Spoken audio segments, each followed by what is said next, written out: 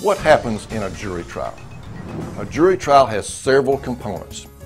It starts with jury selection. We ask prospective jurors a number of questions to determine if they are qualified to serve and if they would make good jurors. We can then strike certain jurors from the proposed list. In a felony case, you end up with 12 jurors. In a misdemeanor DUI case, you end up with 6.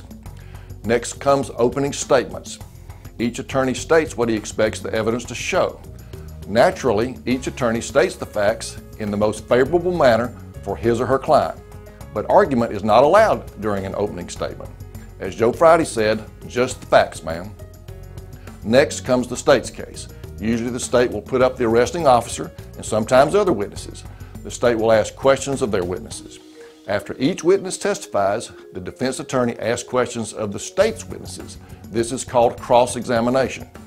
After the state is done presenting its evidence and after each of the state's witnesses have been cross-examined, the defense presents its case.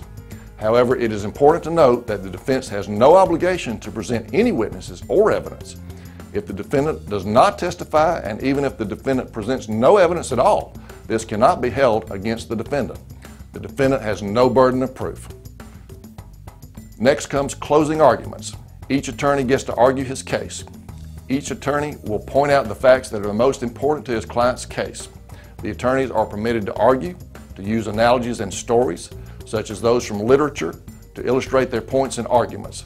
The judge then gives the jury its instructions. This is called charging the jury. The attorneys may have requested that the judge give specific instructions to the jury in addition to the basic instructions the judge usually gives. These are called requests to charge. The jury then gets the case and goes out to deliberate.